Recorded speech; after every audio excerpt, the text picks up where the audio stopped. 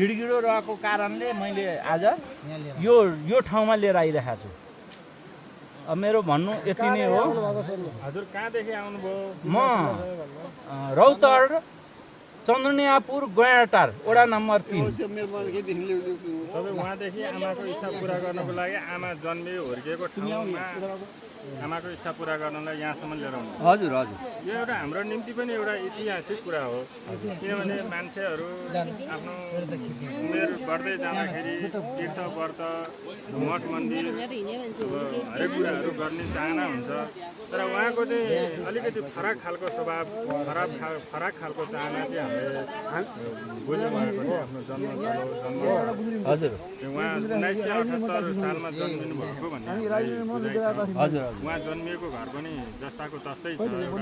पहिला चाहिँ छलीको छानो थियो, अहिले जस्ता हालेको छ। हजुर हजुर। र उहाँ जन्मेको घर पनि जस्ताको तस्तै नै छ। र अहिले हामी उहाँलाई त्यहीँ लगेर घरमै लगेर पनि हामी उहाँलाई राख्छौँ। हजुर।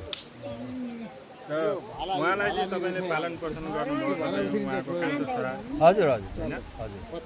अब उहाँको इच्छा पुरा गरिदिनु भएकोमा तपाईँलाई पनि धेरै धेरै धन्यवाद दिन्छौँ हामी एउटा इष्टमित्रको नाताले। किनभने 105 वर्षसम्म बाँचेर अहिलेसम्म बोली सुन्न पाइएको छ, यो हाम्रो लागि पनि एउटा खुसीको कुरा हो।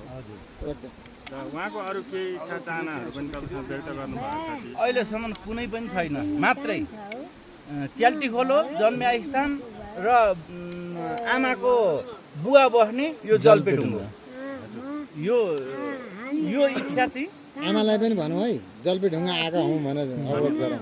उहाँ चाहिँ 9 जना दाजुभाइ र 2 जना दिदीबहिनी मध्येको जेठी हुनुहुन्छ। उहाँ जेठो एउटा दाई, त्यहाँभन्दा मुनिको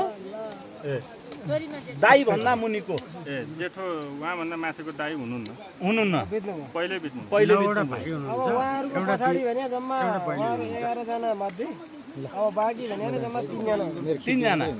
3 जना उहाँ बहिनी पनि बित्नुभयो, अरू दाई भाइ अरू पनि बितेर अब अन्तरे भाइ र कान्छो भाइ र उहाँ जेठी यति चाहिँ हुनुहुन्छ।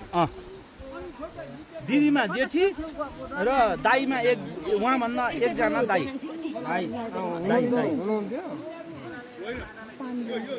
हामी उहाँलाई चाहिँ उहाँ जन्मेको घरमै हामी लिएर जाँदैछौँ। हजुर। जन्मेको ठाउँमै उहाँको इच्छा अनुसार एउटा जलपेढुङ्गा भन्ने ठाउँमा हामीले यही ढुङ्गा हो उहाँलाई जन्मेको घरमा लाँदैछौँ।